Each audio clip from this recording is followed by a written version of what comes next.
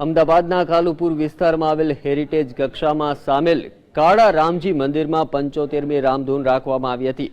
અંદાજે 400 વર્ષ પુરાતન મંદિરમાં પાઠ પરિવાર દ્વારા 200 વર્ષથી રામજીની પૂજા અર્ચના કરવામાં આવે છે, જેથી પાઠ પરિવાર દ્વારા એક ડીવીડીનું વિમોચન કરવામાં આવ્યું, જેમાં કાળા રામજીનું સ્વરૂપ, સ્થાપત્ય તેમજ રામજી ભગવાનના ઇતિહાસકાર અને પાઠ પરિવાર દ્વારા 200 વર્ષથી કરવામાં આવતી પૂજાને ડીવીડીમાં દર્શાવવામાં આવી છે। શિલ્પ કળાઓથી સુશોભિત છે।